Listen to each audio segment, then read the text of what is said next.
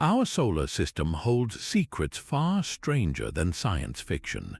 You are about to witness 25 of the most bizarre discoveries ever made, from worlds that rain diamonds to moons with hidden oceans.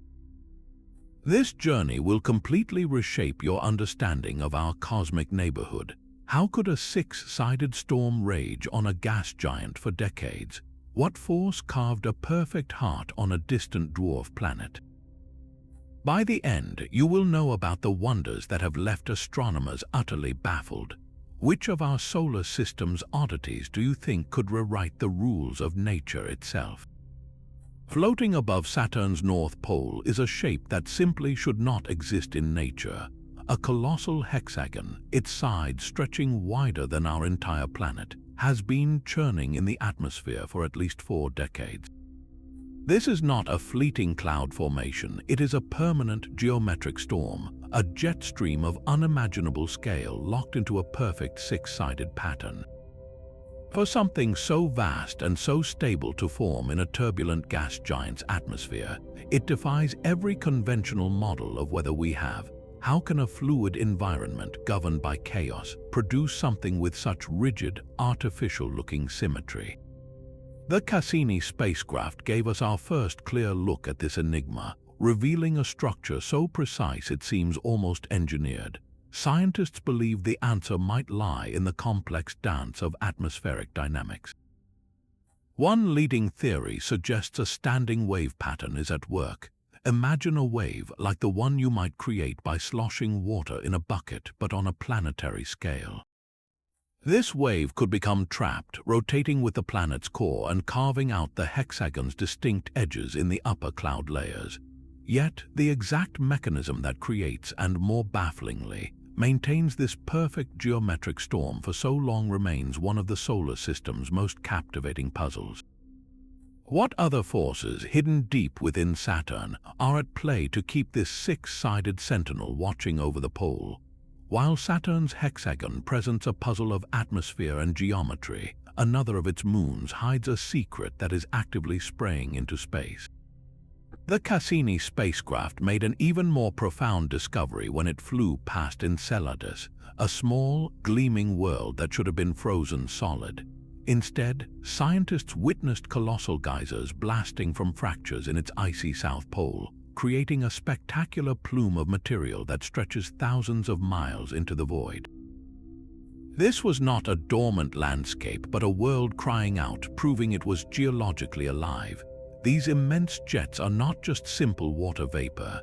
They are a complex cocktail, rich with organic compounds like methane and propane, the very chemical building blocks necessary for life as we know it.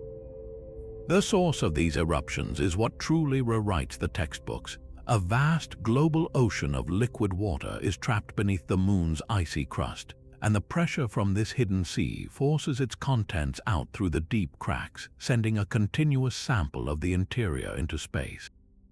This revelation fundamentally altered our definition of a habitable zone. We once believed life could only exist on a planet within a narrow band from its star, where temperatures were just right for liquid water. Enceladus, orbiting far from the sun's warmth, demonstrates that tidal forces from a giant planet can provide the heat needed to maintain liquid oceans.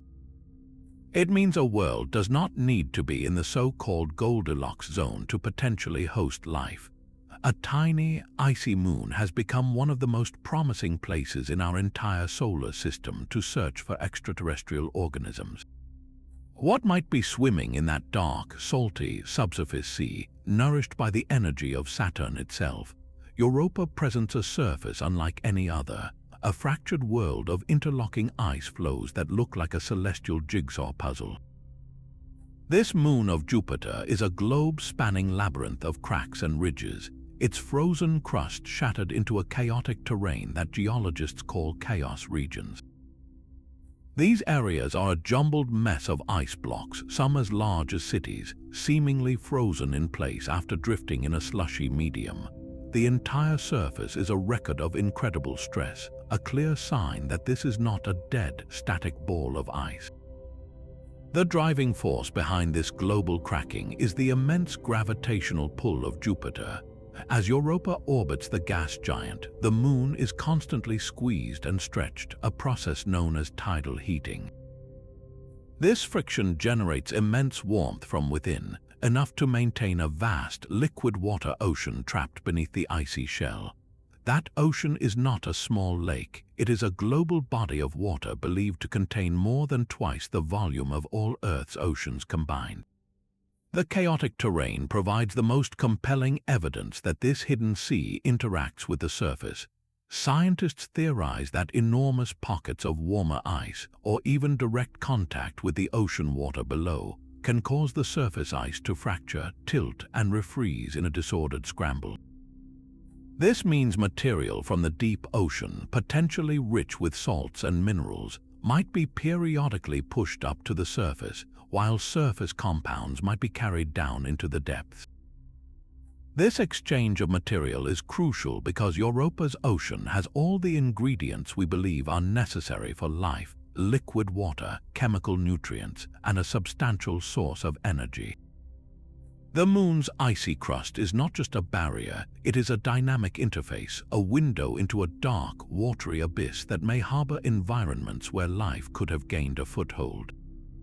What strange forms could have evolved in that eternal, sunless deep, sustained entirely by the gravitational warmth of a giant planet? Far from the sun's warmth, on a world veiled in a thick orange haze, rivers carve channels through icy highlands and empty into vast, tranquil seas. This is not a memory of early Earth, but the present-day reality on Titan, Saturn's largest moon. The Cassini-Huygens mission unveiled a landscape that is at once hauntingly familiar and utterly alien, for it is the only other place we know of with stable liquid on its surface. Yet these are not water oceans. The lakes and rivers of Titan are composed of liquid methane and ethane, hydrocarbons that exist as gases on Earth but flow as liquids in Titan's deep freeze.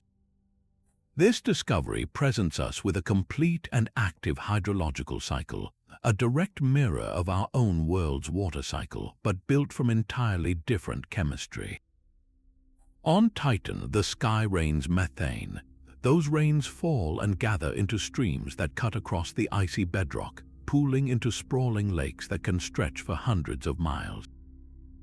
Then, under the Moon's weak sunlight, the liquid methane slowly evaporates back into the thick atmosphere, forming clouds that will one day release their cargo once more. It is a system that challenges everything we assume about a habitable landscape. We look at a shoreline on Titan and recognize the forms, the river deltas and the coastlines, but the substance is all wrong. Imagine standing on the edge of Kraken Mare, a sea of methane larger than Earth's Caspian Sea, watching waves of liquid natural gas lap against a frozen shore under a smoggy orange sky. This is a world where the very rocks are made of water ice, as hard as granite in the frigid cold, and the driving force of erosion and weather is not water but methane. This alien Earth teaches us a profound lesson that the processes which shape planets are universal, even if the ingredients are completely different. What strange chemistry might be stirring in those dark, frigid lakes, and could a life form utterly unlike our own have learned to drink from them? While Titan's frigid lakes lie in eerie tranquility, another Jovian moon presents a scene of absolute geological chaos. Io is a world on fire, the most volcanically active body in our entire solar system. Its surface is a canvas painted in violent yellows, oranges, and reds, a palette created by vast deposits of sulfur and silicates. Hundreds of active volcanoes constantly erupt, spewing fountains of lava dozens of miles high and creating rivers of molten rock that flow across the landscape. This is not the occasional eruption we see on Earth. This is a global, perpetual inferno that completely resurfaces the Moon every few million years, erasing all evidence of impact craters almost as soon as they form. The engine for this relentless activity is not the decay of radioactive elements deep within, as it is for our planet, but an external force of unimaginable power. Io is caught in a brutal gravitational tug of war between the colossal mass of Jupiter and the rhythmic pulls of its sister moons, Europa and Ganymede. This constant, intense squeezing and stretching, known as tidal heating, generates immense friction inside Io. Imagine taking a soft ball of clay and repeatedly kneading it in your hands, the heat from the friction warming the material. On a planetary scale, this process melts Io's very core, turning its interior into a churning ocean of magma that forces its way to the surface through any available crack or weak spot. The result is a world of extremes, with lava lakes larger than cities and volcanic calderas so deep they could swallow entire mountains. This endless geological upheaval creates towering peaks, some higher than Mount Everest, yet they are not built by the slow collision of tectonic plates as on Earth. Instead, they are likely formed by the constant compression of the crust, forcing blocks of solid rock to slide over one another and thrust skyward. Io stands as a stark testament to the raw, transformative power of gravity, a moon literally being cooked from the inside out by the relentless embrace of its giant parent planet. What incredible forces must be at work to keep a world in such a state of permanent, explosive rebirth? Iapetus presents a cosmic paradox, a world divided against itself. Orbiting Saturn, this moon has one face as brilliantly white as freshly fallen snow and another as profoundly dark as charcoal. The dividing line between these two realms is unnaturally sharp, as if a giant brushstroke of black paint was carefully applied to one entire hemisphere. This stark duality makes Iapetus one of the most visually jarring objects in our solar system. How could such an extreme contrast exist on a single world? The answer appears to lie in a runaway process known as thermal segregation. The leading theory begins with a simple principle: dark surfaces absorb more heat from the sun. Scientists believe that a thin layer of dark, dusty material, possibly debris kicked up from meteorite impacts on other moons, initially settled on the leading hemisphere of Iapetus as it orbits Saturn. This dark coating began to absorb sunlight, warming that entire side of the moon. This slight warming was enough to trigger a powerful feedback loop. The darker areas became just warm enough to cause the underlying water ice to sublimate, meaning it turned directly from a solid into a gas, leaving behind even more of the dark material. This dark residue, now more concentrated, absorbed even more heat, causing more ice to vaporize.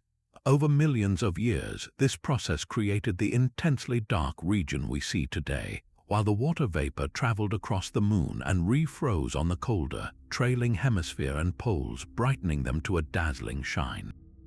This creates a self-perpetuating cycle of darkness and light, a world that has literally baked itself into two different colors. The result is a moon that looks almost artificial in its perfection, a celestial yin and yang hanging in the void. What other subtle forces, acting over eons, could sculpt a world with such perfect yet terrifying symmetry? Venus stands as a terrifying monument to what can go wrong on a world.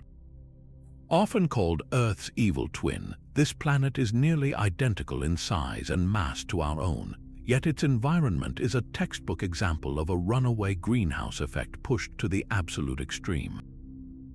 The surface temperature soars to a blistering 860 degrees Fahrenheit, hot enough to melt lead. The atmospheric pressure is 92 times greater than Earth's, equivalent to the crushing weight found nearly 3,000 feet deep in our oceans. And the sky is filled not with water clouds, but with poisonous, corrosive clouds of sulfuric acid.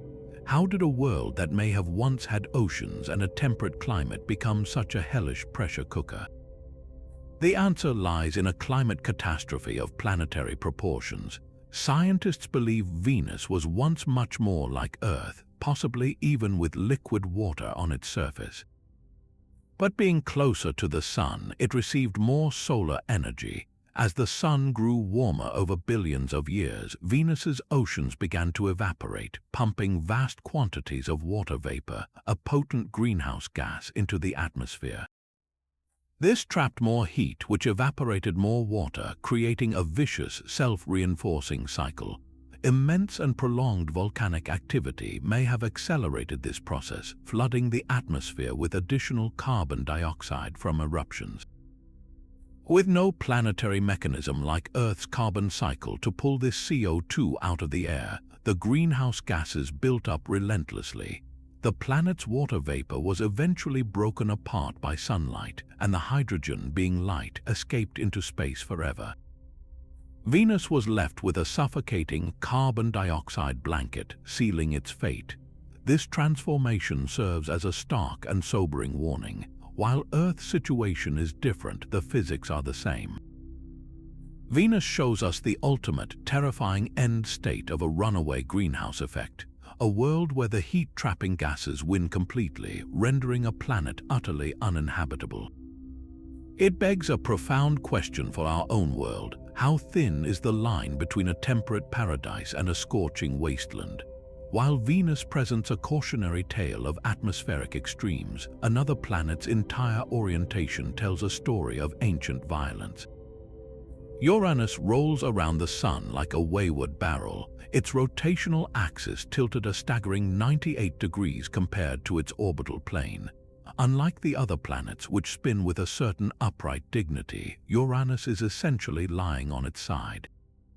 This bizarre configuration means its poles, not its equator, point toward the Sun for long stretches of its 84-year orbit. Imagine a world where the concept of a normal day and night cycle is completely absent for decades at a time. The leading explanation for this profound tilt is a cataclysmic event in the solar system's violent youth.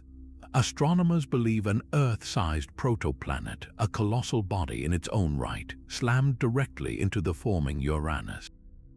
This was not a glancing blow, but a head-on impact of almost unimaginable force, an event so powerful it literally knocked the entire planet over, setting it into its current lopsided spin. The consequences of this ancient crash create a seasonal cycle unlike any other. During a Uranian solstice, one pole is pointed directly at the Sun, bathing that entire hemisphere in 42 years of continuous, unbroken daylight. Meanwhile, the opposite pole is plunged into a deep freeze of 42 years of total darkness.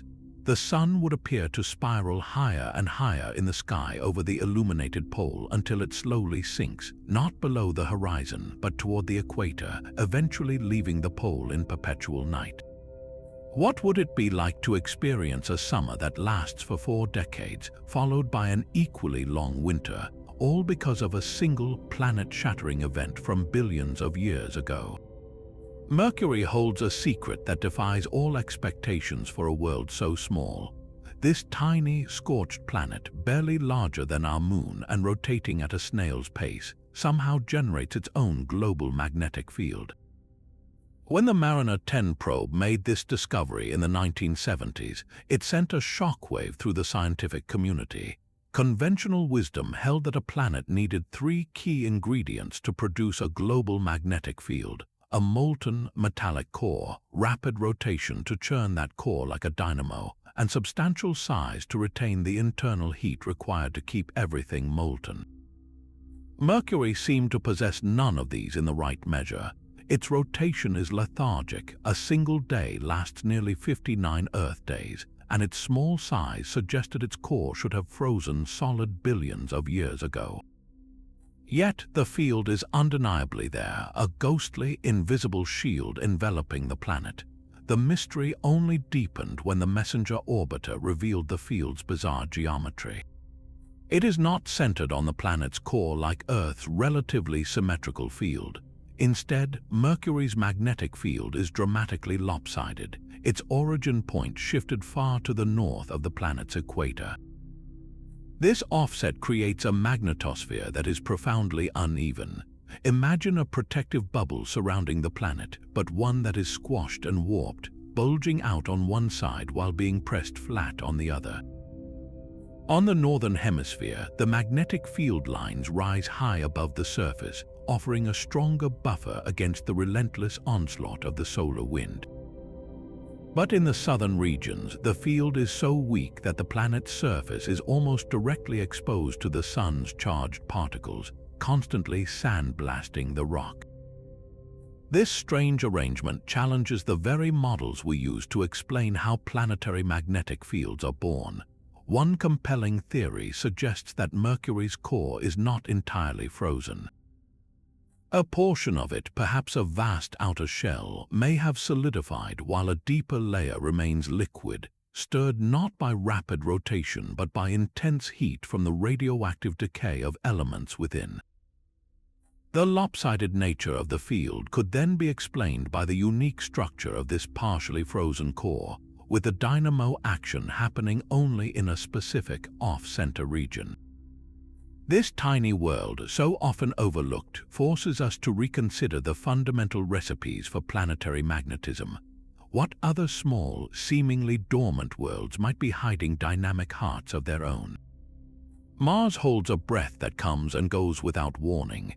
The planet's thin atmosphere occasionally releases faint puffs of methane gas, a signal that appears, lingers, and then mysteriously vanishes. This is not a constant atmospheric component, but a ghostly whisper that has been detected by orbiters and rovers alike, only to disappear before its origin can be pinpointed. The very intermittence of this gas is what makes the mystery so profound. Why would methane, a molecule that should persist in the Martian atmosphere for centuries, fade away in just a few short years? Something must be actively destroying it, or perhaps it is being released in sudden, isolated bursts from an unknown source. The potential explanations for this gas split into two thrilling possibilities, one geological and the other profoundly biological. On Earth, the vast majority of methane is produced by living organisms, from microbes to livestock. The tantalizing thought is that Martian methane could be a byproduct of subterranean life, of methanogenic microbes thriving in watery pockets deep beneath the frozen soil. These organisms would not need sunlight, surviving on chemical energy from the rocks around them, and their occasional exhales could seep up through cracks to reach the surface. The other, more mundane explanation involves a process called serpentinization. This is a geochemical reaction where certain types of rock, like olivine, react with water in the absence of oxygen. This process produces methane as a natural byproduct, and it requires no life at all. If liquid water is still interacting with rock deep underground, it could be periodically releasing these methane burps. The controversy lies in the data, as some instruments detect the gas while others, at the same time and place, do not. This has led to intense debate, with some scientists suggesting the methane is not even real, but an artifact of the rover's own instrumentation. Yet the detections persist, a siren song from the red planet that refuses to be silenced. It presents us with a cosmic detective story where the culprit, be it rock or life, remains hidden just beneath the surface. What if the most significant discovery in human history is not a fossil, but a fleeting trace of gas, a single breath from a world we thought was dead? While Mars whispers with elusive gas, Jupiter boasts a storm so vast it has watched over centuries of human history. This is the Great Red Spot, a colossal, swirling crimson blemish in the planet's southern hemisphere. It is an anticyclonic storm, a high-pressure system where winds scream at speeds exceeding 400 miles per hour, spinning counter to the surrounding jet streams. Its sheer scale is almost incomprehensible. For centuries, this single tempest was large enough to swallow our entire planet whole. Though it has shrunk in recent decades, it remains a behemoth, a vortex of unimaginable power that has raged for at least 400 years. How can such a furious storm persist for so long, defying all our expectations of weather and decay? The storm draws its energy not from the sun's warmth like hurricanes on Earth, but from the planet's own internal heat, rising from the deep, churning layers of hydrogen below. It acts like a massive atmospheric wheel kept spinning by the transfer of energy from Jupiter's hot interior. Yet, the source of its legendary red color is a separate puzzle. The leading theory points to complex chemicals being cooked in the storm's upper atmosphere. Simple compounds like ammonium hydrosulfide, which make up the familiar tan and white bands of Jupiter's clouds, may be carried to high altitudes within the spot. Here, exposed to the sun's powerful ultraviolet radiation, these chemicals are broken apart. This process, known as photodissociation, could then allow the atoms to recombine into new, more complex compounds that absorb blue light, giving the storm its distinctive brick-red hue. It is a vast natural chemical laboratory operating on a continental scale. The storm is not a surface feature but a deep-rooted one, with observations suggesting it may plunge hundreds of miles down into the planet's gaseous interior. This profound depth provides the stability that has allowed it to become a permanent fixture of the solar system, a timeless, raging eye that has witnessed the entirety of modern astronomy. What will happen if this ancient storm, after centuries of dominance, finally fades away? Neptune's largest moon, Triton, presents a landscape that looks like a frozen fruit basket. Voyager 2's fleeting visit revealed vast plains covered in a geological texture so unusual it earned the name Cantaloupe Terrain. This is not a surface of random craters, but a vast, organized pattern of dimples and ridges, each depression roughly the same size, stretching for hundreds of miles. The entire region resembles the skin of a cantaloupe melon, a strangely organic pattern etched into a world of ice at the very edge of the solar system. This bizarre terrain is believed to be the result of a slow, churning process called diapirism. Imagine a pot of thick soup slowly heating from below. As blobs of warmer, less dense material rise through the cooler, heavier material above, they create a lumpy surface. On Triton, the soup is ice. Warmer, softer ice from the moon's interior is thought to be slowly pushing its way upward through a brittle, colder crust of frozen nitrogen and water ice. These rising plumes, or diapirs, create the distinctive dimples and the intersecting ridges that define this otherworldly landscape. This activity points to a world that is far from dead. Triton is a captured Kuiper Belt object, a wanderer from the distant, icy reaches of the solar system that was gravitationally snared by Neptune's pull. This capture would have generated immense tidal forces, heating the moon's interior and providing the energy that drives its geology even today. This internal warmth fuels another astonishing phenomenon, active geysers.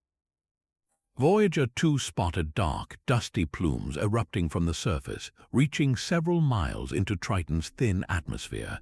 These are not geysers of water, but of nitrogen gas. The faint heat from the sun, even at this incredible distance, is enough to vaporize subsurface nitrogen ice.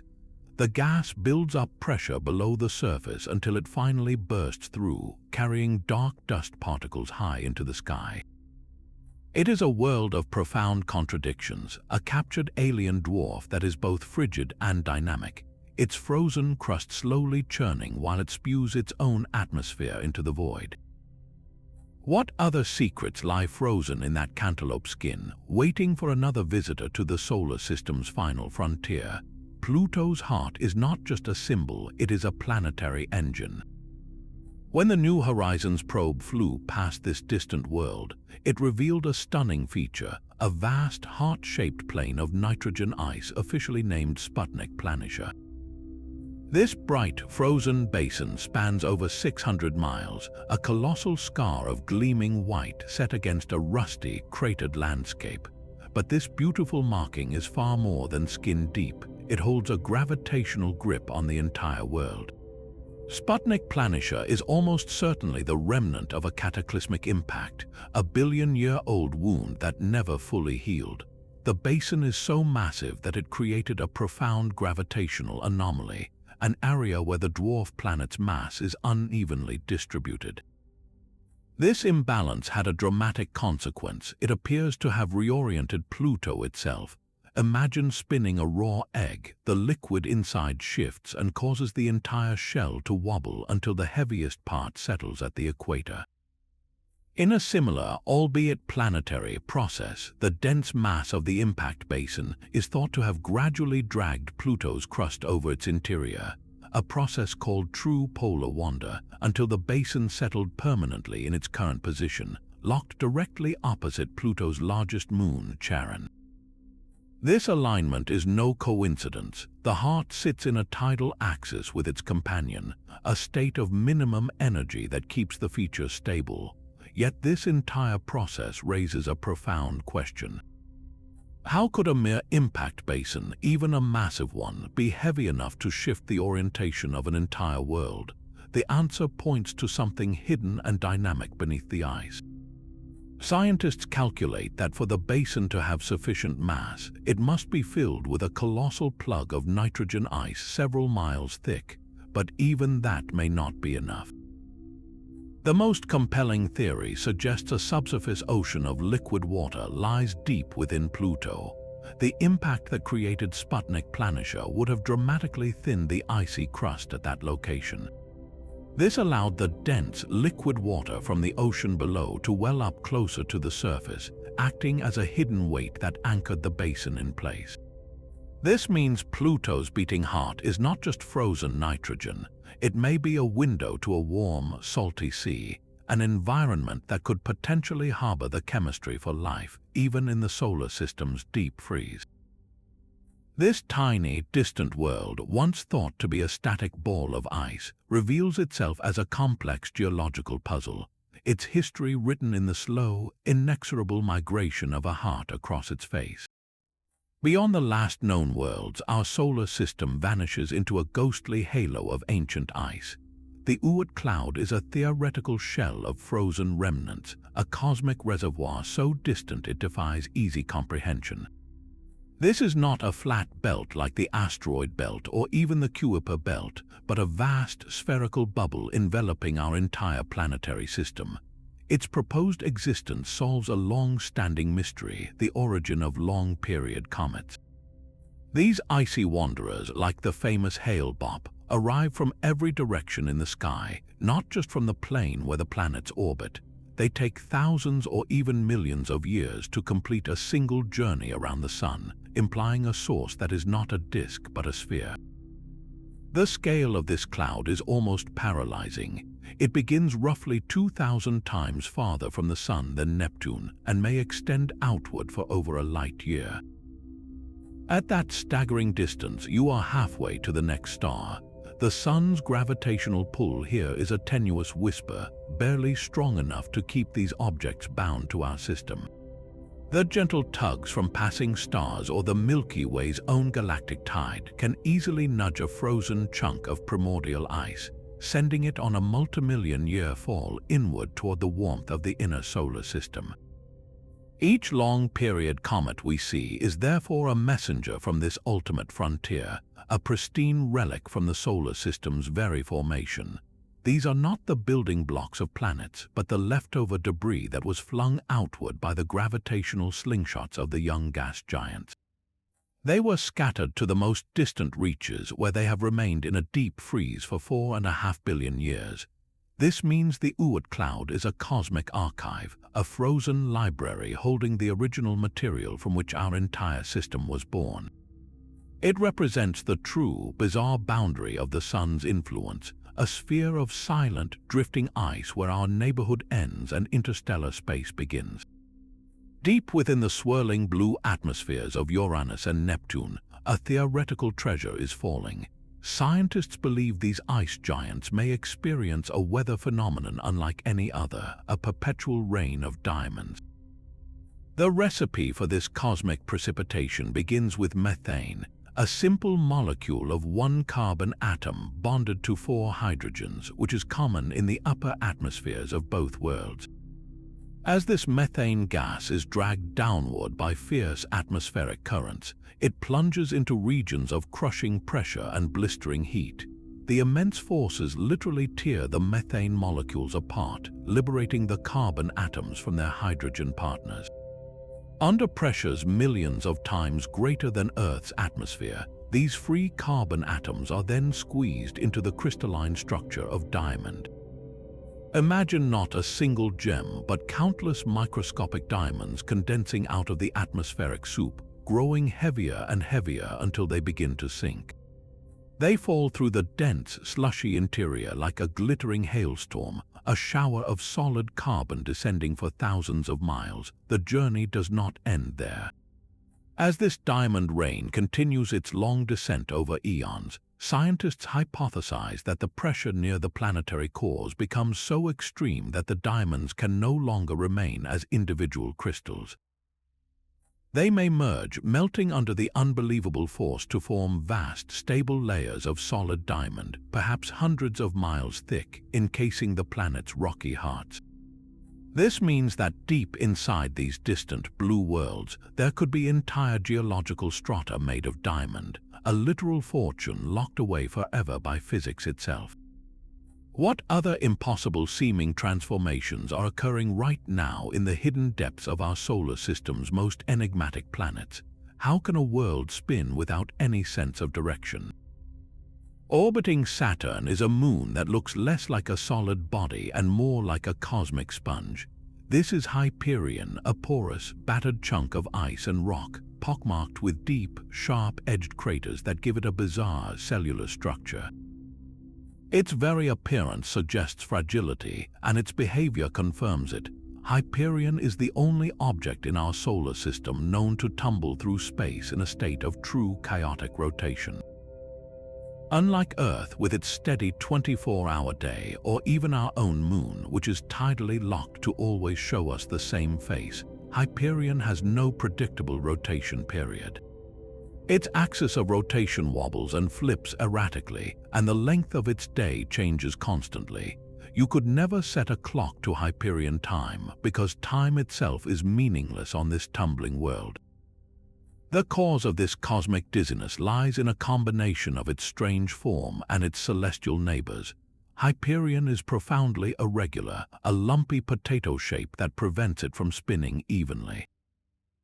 More importantly, it is locked in a gravitational resonance with the massive moon Titan. As Titan follows its stately, predictable orbit, its gravitational pull gives Hyperion a series of irregular, unpredictable kicks. These periodic tugs, acting on the moon's irregular shape, prevent it from settling into a stable spin. It is like trying to balance a cork in a stream of water. The currents constantly knock it into a new orientation. This makes Hyperion a celestial oddity, a world that has no North Pole, no South Pole, and no consistent day or night. For any hypothetical astronaut standing on its surface, the sun would rise and set in a completely random pattern, climbing to the zenith one moment only to dip below the horizon minutes later in a disorienting celestial dance. The very sky would be a chaotic whirl, with Saturn and its magnificent rings appearing to flail wildly overhead before vanishing from view entirely. This tumbling moon demonstrates that even the most fundamental rhythms of a world, its daily cycle, can be stolen away by the simple, relentless laws of gravity and motion. Mars can transform from a rusty red world into a featureless orange sphere in a matter of weeks. This is the power of a global dust storm, a meteorological monster that can swallow the entire planet. These are not the gentle dust devils that skip across the plains, but an atmospheric uprising of epic proportions. It begins innocently enough with a local tempest kicking up the planet's fine, powdery dust. But on Mars, there is no ocean to break a storm's momentum. With nothing to stop it, the growing storm system can feed on itself in a runaway process. The suspended dust particles absorb sunlight, heating the surrounding air and causing it to rise. This rising air sucks in more wind from the surrounding regions, which in turn lifts more dust from the surface. It is a vicious, self-sustaining cycle that can escalate from a regional event to a planet-wide shroud in a staggeringly short time. When such a storm reaches its peak, the dust is so thick it can completely blot out the sun, turning midday into a deep, perpetual twilight. The effect on the Martian climate is dramatic. Surface temperatures can plummet while the upper atmosphere actually heats up significantly. For our robotic explorers on the ground, these storms are a dire threat. The rovers, which rely on solar panels for power, have been forced into hibernation, waiting for weeks or even months for the skies to clear enough to recharge their batteries. The Opportunity rover, in fact, met its end during a global storm in 2018, when the dust blotted out the sun for so long that the rover could not recover. Yet the very mechanism that starts these storms remains a point of intense study. How does dust even get lifted into an atmosphere that is only 1% as thick as Earth? The winds, while fast, do not have the force we would expect. Scientists suspect another, more subtle force is at work: electrostatic levitation. As the fine dust grains rub against each other in the dry Martian air, they can become electrically charged, much like socks tumbling in a dryer. This static charge could be strong enough to make the dust particles repel each other and literally float above the surface, making them incredibly easy for even a gentle breeze to sweep up into a planet-altering storm. This means the entire surface of Mars might be primed for liftoff, waiting for the smallest trigger to set the sky on fire with dust. What would it be like to stand on the surface as the light fades, the wind howls, and the entire world disappears into an endless, choking haze? Within the seemingly flat and perfect expanse of Saturn's rings, tiny sculptors are hard at work. Orbiting within the rings themselves are minuscule worlds known as shepherd moons, small bodies whose gravity exerts an outsized influence on the trillions of ice particles surrounding them.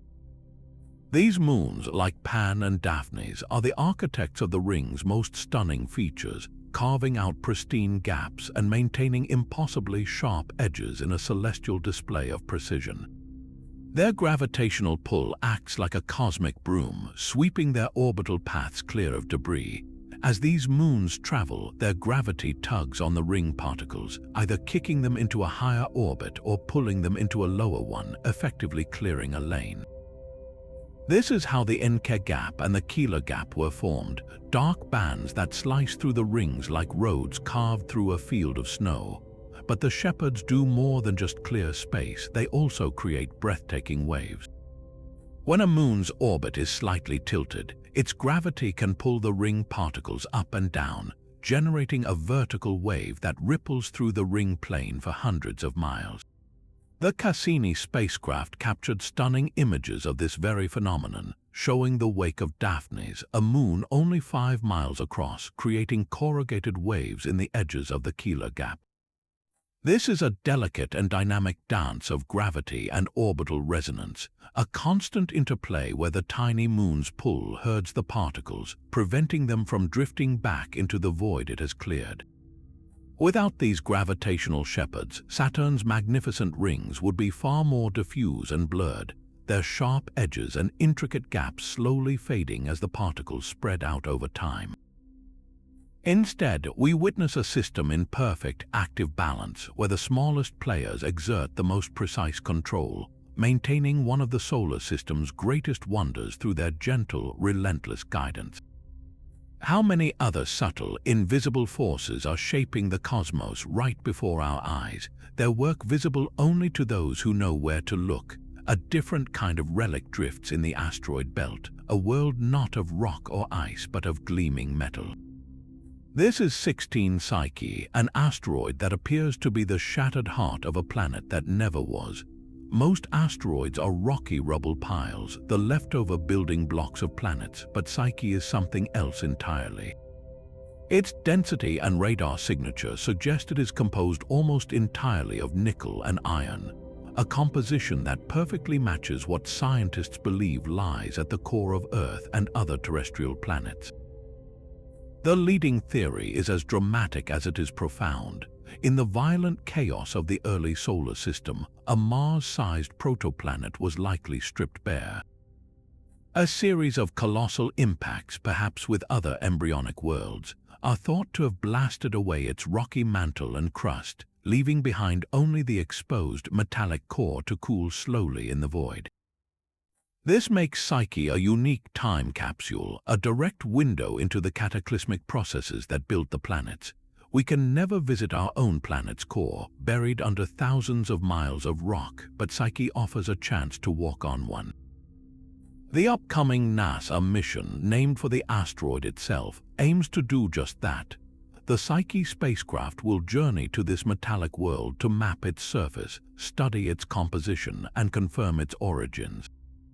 Scientists want to know if its surface is a smooth, solid expanse of iron or a bizarre landscape of metallic spikes and spires, forged in the slow cooling of a world without a crust. They will measure its magnetic field, searching for the ghost of a dynamo that once churned within this primordial core. Understanding Psyche is like reading the very first chapter of Planetary formation, a story of cosmic collisions and elemental creation written in metal. What secrets about our own world's fiery birth are locked within that lonely, metallic sphere? The asteroid belt holds a dwarf planet that glows with strange, unearthly light.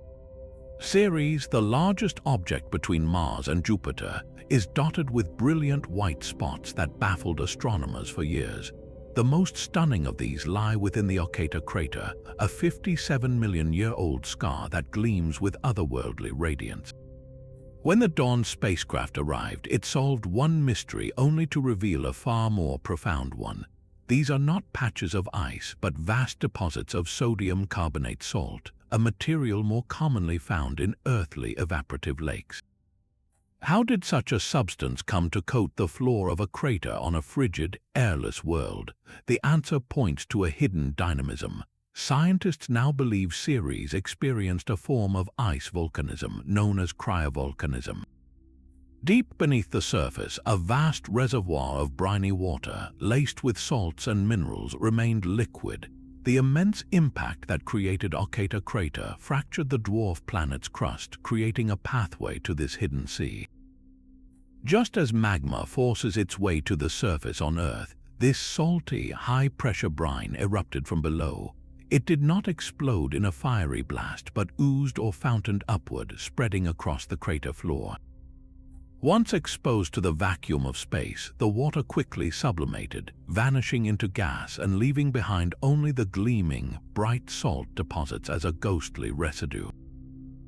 This process did not necessarily happen just once. Some studies suggest the bright spots, particularly the most reflective one named Cerealia facula, may be surprisingly young. This raises the tantalizing possibility that Ceres is not a dead relic, but a geologically active world, with residual heat perhaps from the decay of radioactive elements keeping its subsurface ocean liquid. The cryovolcanoes of Ceres whisper of a recent and perhaps ongoing activity, suggesting that even the smallest worlds can harbor deep, complex interiors and the fundamental ingredients for habitability. What does it mean for a dwarf planet, long dismissed as a simple rock, to possess its own hidden ocean, one that occasionally bleeds its salty essence out onto the surface for all the solar system to see? Floating in the deep freeze of the Kuiper belt is a time capsule so pristine it looks like a child's snowman, carelessly tossed into the void. This is Arakoth, the most distant and ancient object ever visited by a spacecraft, and its bizarre, flattened shape tells a revolutionary story of our solar system's birth. When New Horizons beamed back its images after the flyby, scientists saw not a single, solid body, but two distinct lobes fused gently together in a cosmic embrace. They are not perfectly round, but flattened into pancake-like discs connected by a delicate neck of material. This structure, known as a contact binary, is a fossilized moment from a time over 4 billion years ago, capturing the very instant two separate objects decided to become one. The profound calm of this union is its most important clue. There are no impact craters scarring the neck, no signs of violent collision or shattering force. Instead, Arakoth looks like it was assembled with impossible gentleness, two primordial building blocks that slowly, gently drifted together and stuck, like two fluffy snowballs merging in midair. This serene snapshot provides the strongest evidence yet for a theory called pebble accretion. In the early solar system, tiny particles of dust and ice were likely drawn together by static electricity or gentle gas currents, forming small, fluffy clumps. These clumps or pebbles would have orbited the young sun in a tranquil disk. When two of them met, their relative speeds were incredibly slow, perhaps just a few miles per hour. At such a leisurely pace, a collision is not a destructive crash but a tender docking. They would have kissed, their porous surfaces meshing together, and simply remained locked in a gravitational hug forever. Arakoth is that first kiss preserved in ice. Its two lobes never fully melted or compressed into a sphere. They retain their original, flattened forms from that ancient, delicate merger. This challenges older, more violent models of planetary formation where objects smashed together at high speed, fragmenting and reassembling in a chaotic ballet. Arakoth suggests the first steps of planet building were a quiet, stately waltz. It is a direct glimpse into the nursery where worlds were born, showing us that the very first planetesimals, the seeds of all planets, were assembled not in fire and chaos, but in a profound and gentle silence. What other primordial secrets are still drifting, untouched, in the solar system's deepest freezer, waiting to tell us how our cosmic home was softly built, one snowball at a time? The quiet assembly of Arakoth stands in stark contrast to the unimaginable violence at the heart of our solar system. Our own sun holds a mystery so counterintuitive it seems to defy the fundamental laws of physics. You would naturally expect temperatures to get colder as you move away from a heat source, but the sun does the exact opposite. The visible surface, the photosphere, is a relatively cool 10,000 degrees Fahrenheit. Yet just above it, the wispy outer atmosphere called the corona rages at millions of degrees. This is the corona heating problem, a temperature inversion so extreme it is like walking away from a campfire and stepping into a blast furnace. For decades, scientists have been trying to understand what phenomenal force pumps such immense energy into this tenuous, glowing halo. One leading suspect is a constant storm of tiny explosions known as nanoflares. Unlike the massive solar flares that erupt with dramatic intensity, nanoflares are minuscule, popping off by the millions every second across the sun's entire surface. Each one is too small for us to detect individually from Earth, but their collective energy could be enough to cook the corona to its incredible temperatures. Think of it like trying to heat a room with a single massive bonfire versus with millions of tiny, popping sparks. The cumulative effect of all those sparks could be far more effective at warming the entire space. Another compelling theory points to the sun's tangled magnetic field. The sun is not a solid body. It rotates at different speeds at its equator and poles, which twists its magnetic field lines into colossal knotted loops. These loops are under immense stress and they can snap and reconnect, releasing tremendous energy, but they can also carry energy in the form of waves. Magnetic waves, similar to the vibrations that travel along a plucked guitar string, may constantly ripple outward from the sun's churning interior. When these waves hit the lower density plasma of the corona, their energy could dissipate as heat, much like an ocean wave crashing on a shore and churning the water into foam. The truth is, both processes are likely at work, a continuous, invisible dance of magnetic reconnection and wave heating that supercharges the solar atmosphere. This is not just an academic puzzle. The corona is the source of the solar wind, a stream of charged particles that flows throughout the solar system. When this wind interacts with Earth's magnetic field, it creates the beautiful auroras, but intense solar storms can also disrupt satellites, power grids, and communications. Understanding how the corona is heated is the key to predicting the sun's behavior, a force that touches every world in our cosmic neighborhood and defines the very space between them. How does a star manage to pour such ferocious energy into its own outer halo, creating a beautiful million-degree shroud that both protects and threatens the planets in its care? Even the stars beyond our sun can hold mysteries that echo the strangeness in our own cosmic backyard. Far across the galaxy lies a star known as KIC 8462852, but most call it Tabby's star. This seemingly ordinary star began behaving in a way that defied all classification. Astronomers observed its light not with the gentle, rhythmic dip of an orbiting planet, but with wild, chaotic, and extreme dimming events. The star's brightness would plummet by staggering amounts, sometimes over 20%, and these drops were completely irregular. They would last for days or weeks with no predictable pattern.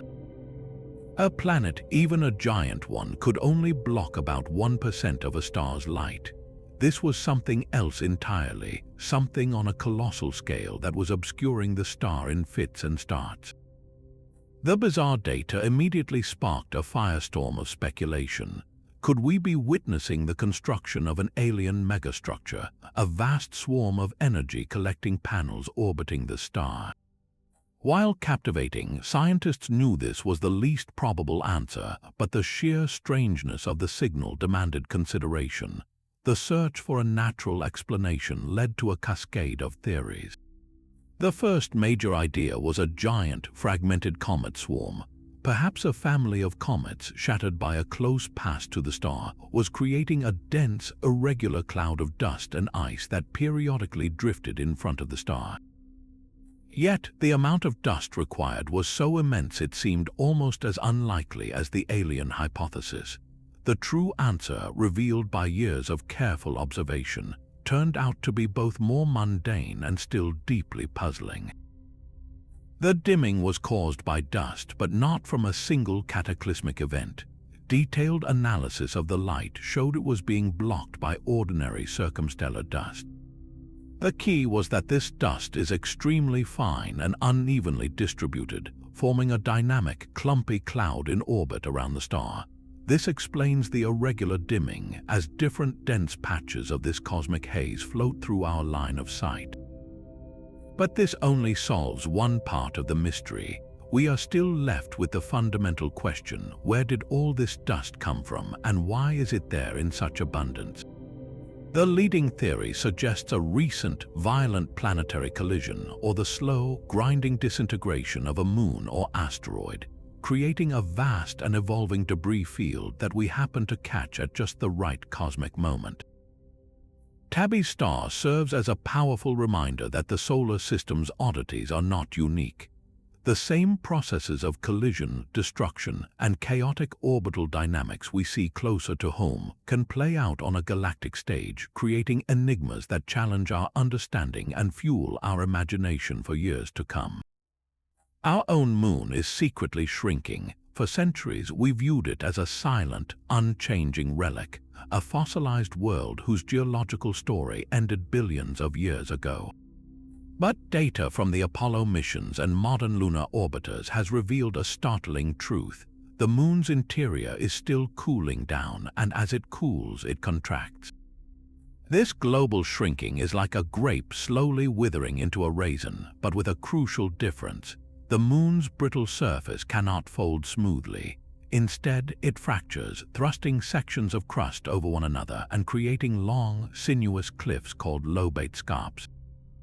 These scarps can be dozens of feet high and run for miles across the lunar landscape, clear evidence of a world that is still tectonically active. This process is not just a quiet, slow-motion event. It generates moonquakes. The sensitive seismometers left on the surface by Apollo astronauts recorded these shallow tremors, some originating just miles below the surface. The most powerful of these moonquakes registered up to a magnitude 5, strong enough to cause significant landslides in the weak lunar soil. By analyzing the data, scientists were able to link some of these quakes directly to the movement along these young fault scarps, confirming that the contraction is an ongoing, dynamic process. This forces us to completely revise our understanding of Earth's companion. It is not a dead rock, but a world with a still beating, albeit cooling, heart. The entire lunar surface is under a subtle, global compression, a slow-motion crumpling that continues to shape its face. For any future lunar base, this is critical information. The ground upon which we might build is not entirely stable. It can shake, and the cliffs created by this shrinkage are potential landslide hazards. The Moon, our constant and familiar neighbor, is still writing its geological story, one quiet tremor and one thrust fault at a time. What other long-held assumptions about our solar system are quietly being overturned by the subtle, persistent motions of the worlds around us? Far beyond the last known planets, in the dark and silent reaches of our solar system, orbits themselves begin to tell a strange story. The paths of several distant icy bodies, known as extreme trans-Neptunian objects, are not scattered randomly as you would expect. Instead, their elongated orbits are mysteriously clustered, all tilted in the same direction and swooping toward the same general region of space. It is as if an unseen shepherd is herding these cosmic strays, using its immense gravity to guide their journeys.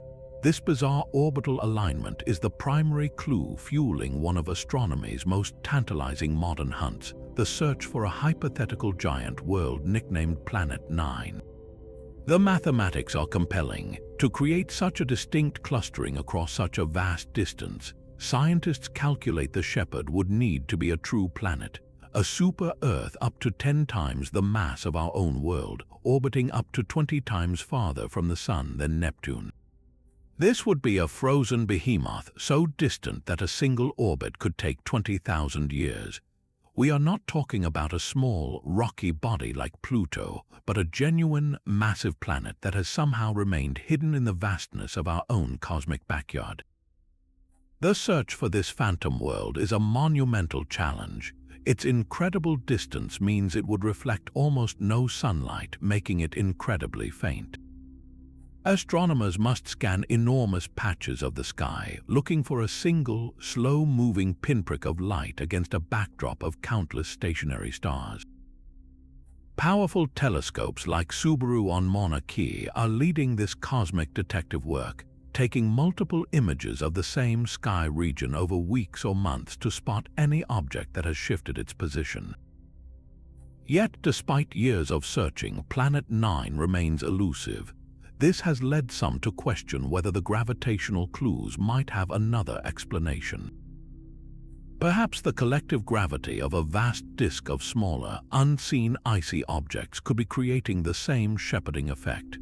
Or maybe our models of how these distant objects behave over billions of years are simply incomplete. The mystery deepens with every new discovery of a distant object whose orbit fits the pattern, adding another data point that seems to point toward the invisible giant. Finding Planet 9 would be more than just adding a new world to our textbooks. It would be a radical revision of our solar system's family portrait and its formation history.